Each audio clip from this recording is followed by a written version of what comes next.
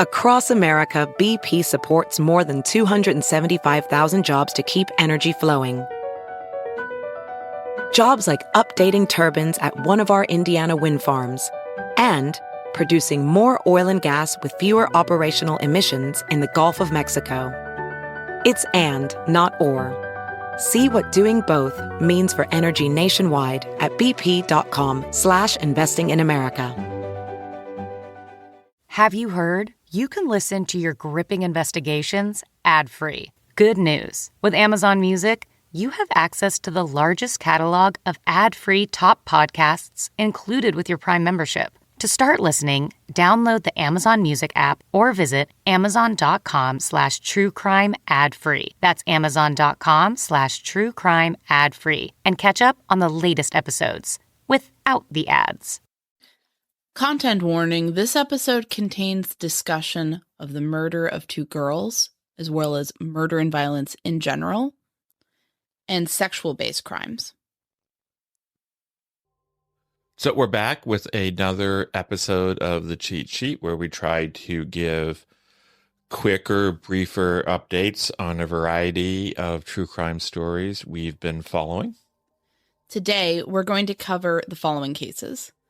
The stalking case out of West Bend, Wisconsin, the murder of Dr. Devon Hoover in Detroit, the murder of Jared Bridegan, the Microsoft executive in Florida, the murder of the 4 University of Idaho college students, the Long Island serial killer case, and the Delphi murders. My name is Anya Kane. I'm a journalist. And I'm Kevin Greenlee. I'm an attorney. And this is The Murder Sheet. We're a true crime podcast focused on original reporting, interviews, and deep dives into murder cases.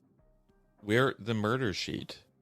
And this is The Cheat Sheet, exits and extensions.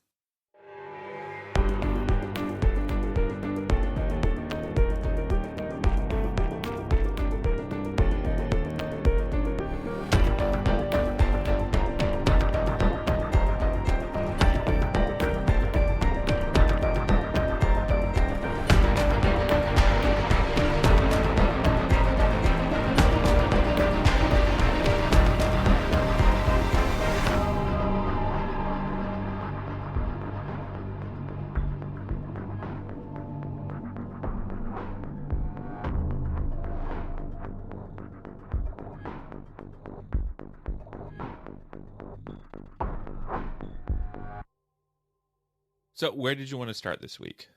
Why don't we start in Wisconsin? This is a case out of West Bend, Wisconsin, where you had a man named Steven James Weis, who is an information technology worker, or was rather, at the Freighter Hospital. That's a whole hospital system based in Wisconsin. It's associated with the Medical College of Wisconsin.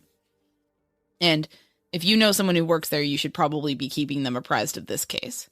What did he do, or what is he accused of doing? He's accused of, so when he worked at Freighter West Bend Hospital and also at the Freighter West Bend Clinic, which was located at 1700 West Paradise Drive. And he was an IT worker.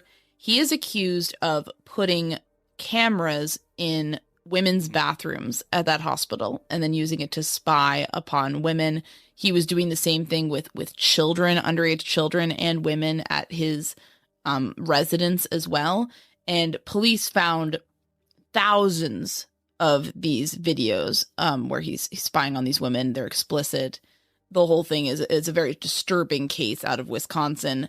And in fact, some listeners wanted us to cover it because they want it to keep it out there. It's not necessarily getting a ton of coverage there right now. And so there's some updates in this case.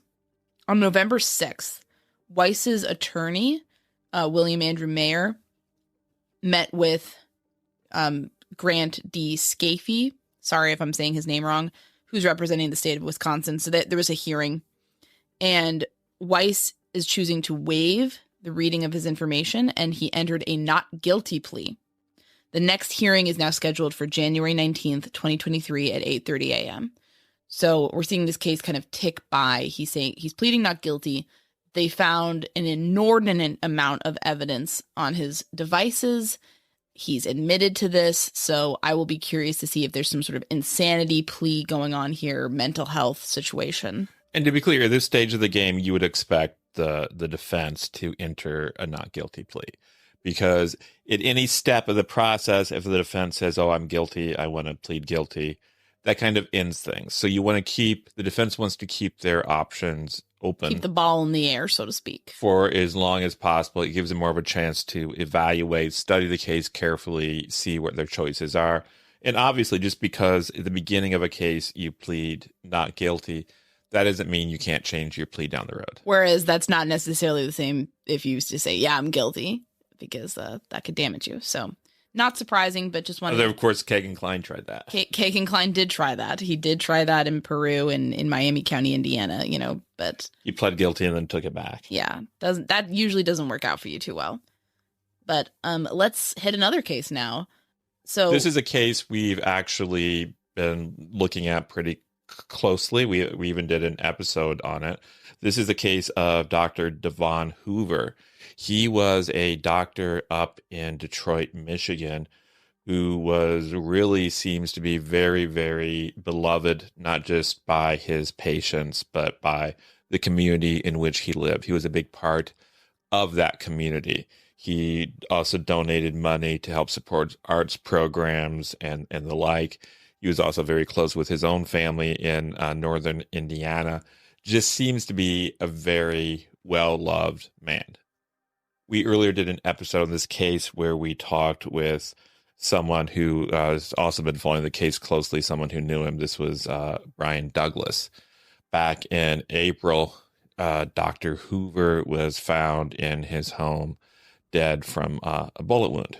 What's going on in this case? Well, Detroit Police Chief James White has spoken out in this case in the past. In fact, he had a quote earlier in the year where he indicated that answers may come before the snow falls, sort of a poetic way of saying that things actually may be heating up. But according to ClickonDetroit on Thursday, November 2nd, he said, quote, "We are confident that we should be able to bring some closure to this family very, very soon." So it seems like what we're getting from this police department is that there may be an arrest coming, there may be some answers coming, and there's no real reason to say something that explicit if you don't have something in mind. So I would hope that some answers are coming down the pike and that we could figure out who did this to this beloved doctor who, again, just seemed like a really cool guy. He was really into history. He was really into preservation of history. I just think, he was a very nice man by all accounts. And this is a case that's important to a lot of people, and we've heard from some of them. Yeah, the gay community of Detroit was sent reeling by this, is our understanding. So we hope that we are getting closer and closer to answers in this case. And this is another one, obviously, we're going to be keeping a very close eye on. Now let's go south. Let's go to Florida. This is, of course, the murder of Jared Bridegan. He is the Microsoft executive. He was in a custody dispute with his ex-wife, Shanna Gardner. And in 2022, he's just dropped his twins off that he shares with Gardner, and he's driving home his 2-year-old daughter, who he shares with his wife. And someone has placed a tire in the road. He gets out to move it, and he is shot to death in front of his 2-year-old daughter. It's a very sad and sick case. And so it's been one of those slow rolling cases, but it's a conspiracy case. Because first you have this guy, Henry Tenon. He's like in his 60s. He has no connection to Bridegan. He's arrested. And everyone's like, who? Then Mario Fernandez Saldana is arrested. He's Shanna Gardner's new husband. Also, Henry Tenon was one of his tenants. And most recently, Shanna Gardner herself was arrested. So these three are accused of plotting to murder her ex-husband, presumably as a result of the divorce, the custody dispute, things like that. And prominent attorney has entered the case. Yeah, it's an attorney whose name you might recognize. This is Jose Baez. You may recall, he was the attorney for Casey Anthony, who, as we remember, was accused of the murder of her daughter Kaylee back in 2011.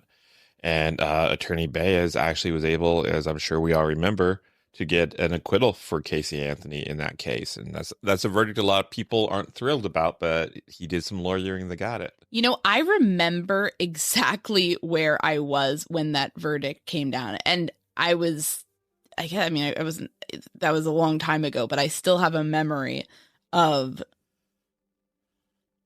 driving in the car with my dad, and on the radio, they said that Casey Anthony had been found not guilty by a jury, and just being like, really? Like, geez. What was it about that case that got you so emotionally wrapped up in it? I don't know. I don't know if it was a case. It was obviously incredibly tragic that a 3-year-old girl died so horribly. And some of the stuff that came out about Casey Anthony's behavior was pretty disturbing. But I think it was just so high profile. You couldn't escape that case back then. It was constantly in the news. I watched a lot of news back then. And so I was just soaking it up. And I think I was just surprised that the outcome was different than what a lot of people thought it maybe should have been. I'll be honest, I was probably, I guess, one of the few people who wasn't paying attention to the case. No, so you don't have any memories? I have no memories of that. I don't remember it being covered everywhere. Maybe I was just reading different things. Yeah, you definitely were. But, yeah, so I know that Attorney Baez's entrance into the case has certainly gotten a lot of attention, as it should, but, you know, he's a prominent attorney. Makes sense that Gardner, who is the daughter of multi-level marketing scheme royalty, her parents are the people who founded Stampin' Up, the MLM scheme, would have a high-priced, high-powered attorney to deal with these very serious allegations. And she has pleaded not guilty. So we'll see what happens from there. Conspiracy cases are interesting because it is kind of like an onion. You keep peeling back the layers, and they can be complicated to try as a result of that. Yeah. My understanding. The next case we're going to talk about real quickly here is the Idaho murders, where there was another request for discovery. And the request is under seal, so we don't know much about it. Yeah, there's not really much to talk about here, but I suffice to say this is like the 10th supplemental request for discovery with Exhibit I. So we've been going through a lot of letters, a lot of numbers. They keep filing these things. I wish we could say more and really analyze what it's all about, but we can't. Yeah, I do too. But on a related note, a lot of people have been sending us email asking us questions about discovery. Discovery, of course, is generally the process by which the prosecution in a case turns over the information they've gathered in their investigation over to the defense. So the defense knows what's coming. You don't want the defense to be ambushed. That's not the way trials are supposed to work. And we've seen in plenty of cases, we've seen in Delphi, maybe we're seeing it in Idaho, I don't know, but we're seeing instances where the defense seems to be unhappy about how discovery is being turned over to them. And people have been sending us questions about discovery. And so I have some good news is recently we were able to persuade a public defender who we've had on the show before to sit down and basically answer all the questions we've gotten about discovery. And this is a guy, as I said, he's been on the show before. He has a real gift for explaining things clearly. So I don't know about you, Anya, but after talking with him, I had a much better idea of the whole process, how it works, and all the mechanics of it. And we're really excited for you guys to hear that episode very soon. Always appreciate it when we get, excellent professionals on the program who are willing to break this down for us, because I imagine if we have questions, you might have questions. And I feel like I really just appreciate getting the opportunity to do the Murder Sheet podcast, because I feel like we're all learning together. I feel like we're all like sitting around and being like, okay, let's figure it out. And then we have people who are like the experts who are coming in and explaining it to us. So it's been a really nice time to kind of grow and learn. So it's hopefully you feel the same way. Sorry to gush. It's sometimes really delightful to look at our inbox, because we might have a question from a listener who says, oh, I have a question about this. And the very same day, sometimes like 20 minutes later, we get an email from an expert saying, oh, I bet you You might have listeners who are curious about this, and so it's serendipity. Yeah, absolutely. I love it. We really appreciate our listeners. We really do. And our experts. Who are also listeners. It's a Venn diagram. You're trying to balkanize everybody against each other. I'm trying to make everyone fight. My love for drama has gone too far. And also, we have listeners who are experts in one thing, but don't know as much about the other. And so they've told us they've enjoyed listening to experts in other fields. Educate them. Yeah, exactly. So hopefully everyone's learning. And definitely I feel like I am, because I don't come from this background. So it's really fascinating to see more of the inner workings of how the legal system. You're just a simple girl from New York City. I'm just a simple country journalist, as you know.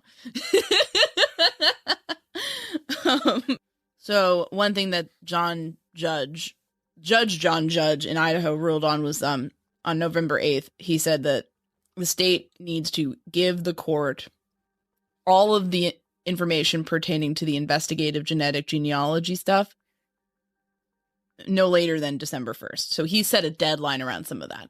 And he's saying that, he's acknowledging that some of that might be in possession of the Federal Bureau of Investigation, private laboratory that the state used. So he's saying we want all of that by December 1st, unless the state is able to argue that for some reason that should be delayed and an extension given. Now, I mentioned a minute ago that you're just a simple country journalist from the outskirts of New York City. Let's go to the outskirts of New York City for our next case. Excellent segue, sir. So let's talk about the Long Island serial killer case, which of course is taking place in Suffolk County, New York. For those of you who are not familiar with New York, specifically Long Island is made up, there are predominantly two big counties on Long Island, although I don't, this stuff with Brooklyn, Queens, I'm not counting them. I'm just really talking about the big stretch of land. It's like this big, long stretch of land. Nassau is to the west, and to the east is Suffolk. That's where all of this is happening. So we know that Rex Heuermann, who is the suspect in the Long Island serial killer case, he's being jailed at the Suffolk County Jail, which is in Riverhead, which is really surreal to mention Riverhead in a national news story, because I'm actually somewhat familiar with that area, and it's just wild. This really kind of happened to a certain extent in my backyard. And Heuermann actually recently received a visit from his ex-wife, or soon-to-be ex-wife, Asa Ellerup. She went to see him in person. So Michael J. Brown, who's Heuermann's lawyer, previously said that she had called Heuermann in jail a few times, or at least once. And Bob Macedonio, who is the divorce attorney for Ellerup, confirmed this story to Nicole Fuller for Newsday. And the divorce is still pending. It doesn't seem like this defendant is going to fight the divorce, but just interesting that there was some meetup recently. Yeah, and I don't have any special insight on this, but I think it's fair to say that generally speaking, if your spouse is arrested and accused and going to be tried for something incredibly serious, such as multiple murders, even if you support the spouse, it might be good from a purely pragmatic position to file for a divorce, if only protect your own assets, because there's always the possibility of civil suits and stuff down the road. Yeah, I sometimes think people I think people look at cases where the spouse divorces the person immediately, and they're like, oh, that's a bad sign for the defendant. Or if the person has a spouse who stands by them throughout the proceedings, oh, that's good, they must believe they're innocent. I think way too much is read into that. I think you have spouses who will stand by somebody guilty or innocent, and that, that doesn't mean that they're a good barometer, frankly. You have spouses who stand by spouses who are like very, very credibly and obviously accused of like molesting the children they share. That happens. I think. And you might have somebody who gets divorced because they just want to protect their assets. It's a strategic move rather than one based on emotion. So I think sometimes there's too much pressure put on some of these spousal relationships in high-profile cases. Again, it could be a very pragmatic move just to protect assets. I think you may have heard stories about people who like get a divorce for like health insurance reasons or things of that nature. Just in the world we live in, sometimes pragmatism forces people to make decisions they might not otherwise make. Yeah, and again, I'm not saying that's the case here. I don't know what's behind the divorce. I'm just putting that out there for whatever it may be worth. Perhaps not much. Yeah, I'd just be very curious to know what they were talking about. Now, in some other strange, maybe even stranger, I would say, Long Island serial killer case news. So this is from Fox News. Reporter Lawrence Richard reported that the Suffolk County Police Commissioner, Rodney Harrison, has suddenly put in his resignation. This occurred on November 2nd. So why did he do this, Anya? Unclear. Very unclear. We interviewed Robert Kolker. He wrote a New York Times article recently breaking down the Long Island serial killer investigation. He wrote an excellent book called Lost Girls about the whole case before it was solved. He made the case in his reporting that along with District Attorney Ray Tierney, Harrison was part of the New Guard. These were like the non-corrupt, non-local good old boys who kind of came in and cleaned house and really revamped the investigation and were big on this new task force that incorporated FBI, state police, things like that. And so, that was kind of a positive thing for the case. So to have Harrison suddenly resign without much of a reason, that seems a little concerning. It's not really clear when he's officially going to be gone, but he's only served since January of 2022. So it's not like he's been there forever and wants to get out of there. So it could very well be nothing, but it raised my eyebrows. Yeah, it's interesting. But as you say, it may not mean much of anything at all. That's the problem with so much that happens in the true crime world, is we're just getting a small piece of things, and it's difficult to know what matters and what doesn't matter. Yeah, and frankly, having the discretion and discernment to acknowledge that is very important. Because I'm the kind of person, I always read into things. I always read into things, and sometimes I'm just wrong. So we try to be careful if we're reading into things or we're kind of noting something, it may be nothing. There's always a possibility something is nothing. Here at the Murder Sheet, we work on the podcast and our investigative reporting full time. That means we sometimes don't have time to meticulously plan and cook delicious and nutritious meals. So, in this new year, we are eternally grateful to our sponsor, Factor. Now's a great time to try out ready-to-eat meal delivery service, Factor. Remember, when you support our great sponsors like Factor, you're supporting us and our ability to keep doing this work. So please consider visiting factormeals.com/msheet50 and use code msheet50 to get 50% off. Factor allows you to pop your ready-made meal into the microwave. In 2 minutes flat, you'll have a hot and ready dish with minimal cleanup afterward. It's just that simple. Also, this food is awesome. I recently dug their black bean and rice enchilada bowl with roasted zucchini, corn, and salsa verde. It tasted so fresh and flavorful.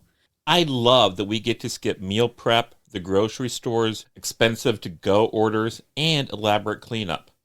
Plus, there's plenty of options for extra picky eaters like me. We've really been thrilled with Factor, and we feel you will be too if you're striving to eat healthy and save time in 2024. It's really helped me meet my nutritional goals for the new year. Head to factormeals.com/msheet50 and use code msheet50 to get 50% off. That's code msheet50 at factormeals.com/msheet50 to get 50% off. We're all used to reading like mystery novels by writers like Ellery Queen, where every detail proves to be a crucial piece of the final puzzle, and just that's not always true. Yeah. If you read a mystery book that was like a real life murder, you'd probably be really frustrated by it because there'd be a bunch of stuff in there like, well, that didn't pan out anywhere and didn't lead anywhere satisfying. So what was the point of that? But that's life. Can you imagine someone trying to read a mystery novel, like faithfully recreating everything that's happened in the Delphi case? Jesus. You'd go crazy reading something like that. Yeah, it's just, but it is worth noting when there are sea changes like this, especially in leadership, and especially because this guy seems to have done a lot of work on behalf of this county to solve this case. So I would be very curious about what exactly happened. And I was trying there clumsily, and obviously you didn't pick up on it. I was trying to segue into our final. It's not as good as your first segue. That was a pretty good one. Let's go back home. That's the segue. It's Indiana. Back home again in Indiana. She's so proud of herself. She's over there beaming. So our final case today is there's been a few updates in the Delphi murders case. And by Delphi murders case, at this point, we're referring to the criminal case against Richard Allen and then the new associated cases with Richard Allen, at which there are, of course, a couple of cases relating to Mr. Allen in the Supreme Court of Indiana. What's been going on with those? So these are some updates that we didn't feel were enough to warrant their own episode, but they're certainly worth mentioning here. There was an amicus brief filed by the Indiana Public Defender Council on behalf of Allen. So you have these different groups getting involved. And since it was the Public Defender Council, you're not surprised to hear that basically they supported the defense, Rosie and Baldwin. Because at this point, when we say defense, we have to specify which defense attorneys we mean. Old defense v. new defense. But yes, they're supporting them, and not too shocking there. Judge Gull filed something with the court indicating that the Attorney General's office had declined to offer her representation. Because of that, her attorney, Matthew Gutwein, requested additional time to respond. And then another wrinkle in there is that the Supreme Court has come down with an order saying that Judge Gull, in her response, either needs to include the transcript of the Chambers meeting from October 19th, or basically give a good reason why she doesn't. Okay, so explain why you can't do it, legally speaking, or give it to us. Yes. And so then most recently, Judge Gull's attorney has filed something. Well, since you want us to explain this, and this is additional argument, plus we really want to respond to a few of the points raised in the amicus brief, we'd like to have even more time. And we'd like to have an extension to November 27th to respond to all of these things. And also now you're asking us to respond to this whole other issue of whether or not we should turn over the transcript. So give us a bit more time. And to be more specific, he asked for an extension until November 27th. And in response to that, the attorneys for Richard Allen said, no, we don't think you should get more time. We object, in other words. And so that's the sort of thing that is interesting, because I think people on both sides of that division, and when I say people, I mean people who are not directly involved, people who are following this case like we are. So people on both sides of this can probably find reasons to think that the people on the other side are doing something awful. In other words, Judge Gull, if you're against Judge Gull, you could say, oh, Judge Gull just wants another delay, even though it means Richard Allen is going to be suffering in prison even longer. And then on the other side of it, you can say, well, Richard Allen's attorneys in this case are being unprofessional and unreasonable, because professionals in these sorts of matters always typically just approve extensions. Yeah. Very partisan times with this case. In any case, the Supreme Court did grant the extension to Judge Gull. As one would expect, frankly, because this is going to be a long haul anyway. I think if anyone can be accused of delaying Richard Allen's trial, it is the original defense team. It's also very important to know that the Supreme Court has an interest in making sure that everything they do in this case is done correctly the first time. when you rush through things, when you make people respond to things too quickly, that increases the chances of a mistake. And if there's mistakes, that just cause more issues down the line. And I imagine they feel that an extension of just a few days isn't unreasonable.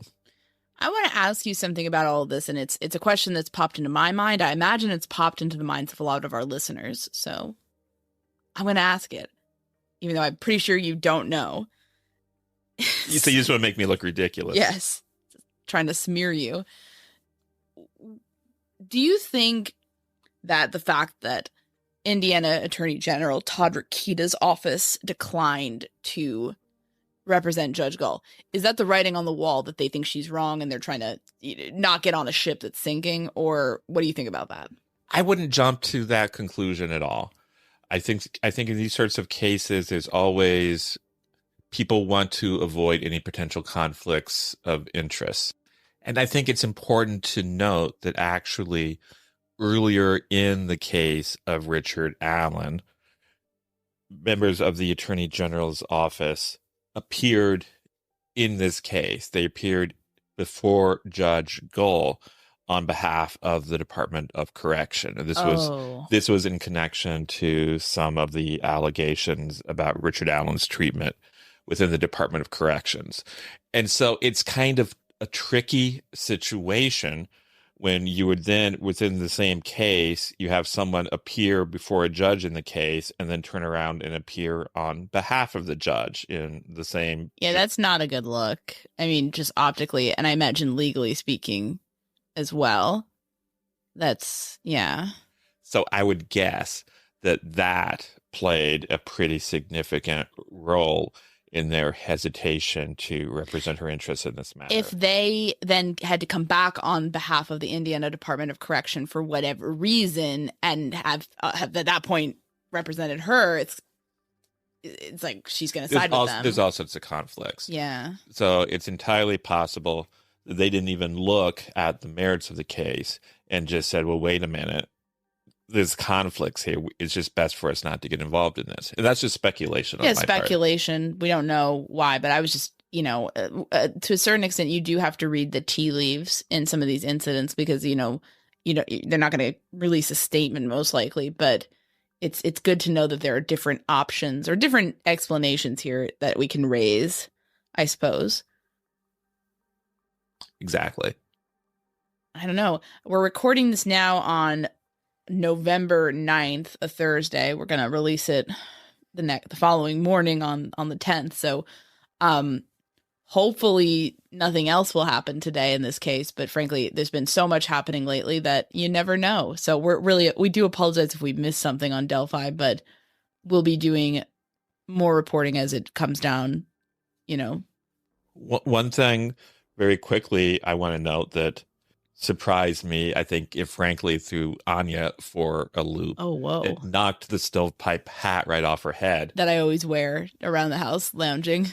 And I say this because in Attorney Gutwein's motion for an extension of time for Judge Gull to respond, he says it has to be within 5 business days. And of course, we can't count the Thanksgiving holiday or the Lincoln birthday holiday.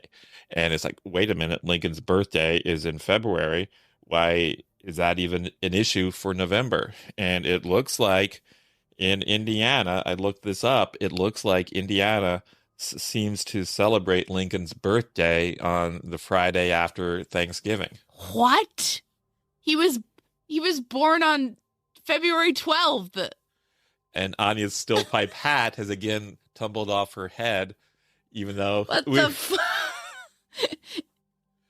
I guess February 12th, 1809. What the heck, guys? What are we doing, Indiana? He lived here. He lived here for a time. I think that's just a way to get a 4-day weekend? Yeah, 4-day weekend. Well, I support that. But, I mean, he created the Thanksgiving holiday, right? I mean, he didn't, go back. So Lincoln was on the Mayflower? No, he's not on the Mayflower, but, he was and the one she calls herself a history Jesus major. Christ.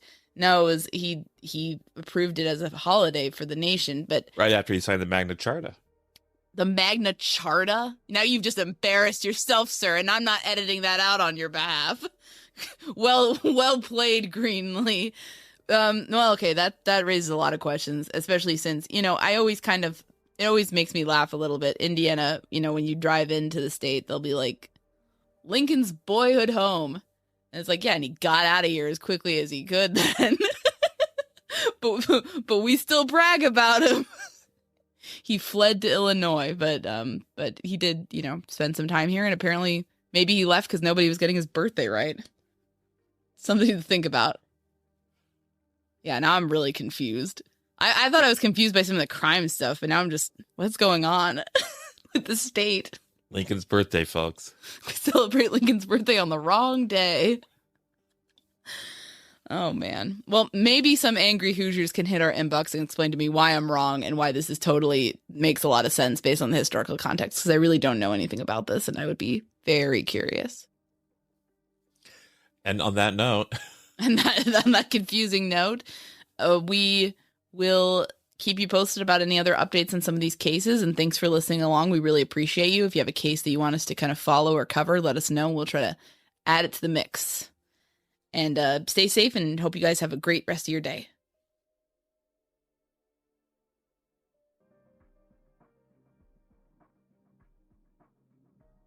Thanks so much for listening to the Murder Sheet. If you have a tip concerning one of the cases we cover, please email us at murdersheet@gmail.com. If you have actionable information about an unsolved crime, please report it to the appropriate authorities. If you're interested in joining our Patreon, that's available at www.patreon.com/murdersheet. If you want to tip us a bit of money for records requests, you can do so at www.buymeacoffee.com/murdersheet.